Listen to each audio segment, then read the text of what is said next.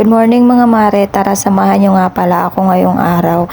Ito nga pala yung mga tira-tira kagabi, kaya iinitin ko na lang. Pati yung kanin sinabay ko na rin sa pag-init kasi aalmusalin namin ngayong umaga.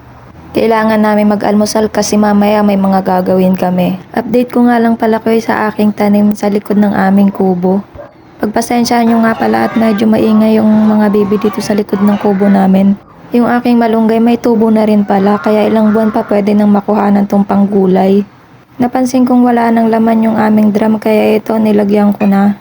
Konti lang yung ininit kong ulam kanina kaya nagdagdag ako ng 2 itlog pang almusal.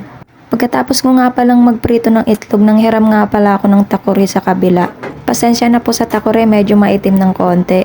Habit ko na nga pala ang magkape tuwing umaga kaya hindi talaga mawawala yung pagtimpla ko ng kape. Hindi kasi kumpleto yung araw ko pag hindi ako nakakahigop ng kape.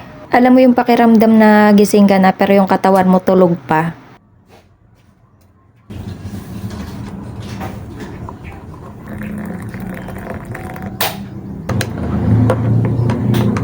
Pagkatapos ko magtimpla ng kape, tinawag ko na sa labas yung aking asawa para mag-almusal. Sabi niya sa akin, mauna na daw ako mag-almusal, mamaya na lang siya kakain kasi tinatapos niya pa yung pagpintura. Nakita ko ng pamangkin ko na kumakain kaya sumabay na rin siya sa pag-almusal. Ito talaga yung paborito ko, yung maghigop-higop ka ng kape tapos nakaupo ka sa may gilid tapos tinitingnan mo yung view, o diba? Yung feeling mo na nasa Tagaytay ka, char. Pagkatapos ko nga palang magkape, pinaikot ko na yung mga damit sa washing. Pang isang linggo rin yung aming mga marurumi mga mare. Shoutout nga pala sa mga nakakaramdam nito. Yung bata ka pa pero yung sakit ng likod mo pang 50 na. Kahit nung wala pa akong asawa, nararamdaman ko na talaga yung pananakit ng likod ko. Nasaktuhan ko nga tong pusa pagpasok ko, yakap-yakap niya yung bote ng MP. Sinampay ko na nga pala itong mga inuna ko kaninang dinryer. Medyo marami-rami nga rin pala tong mga nilabhan ko. Sa mga puntong to malapit na akong mainis-inis mga mare.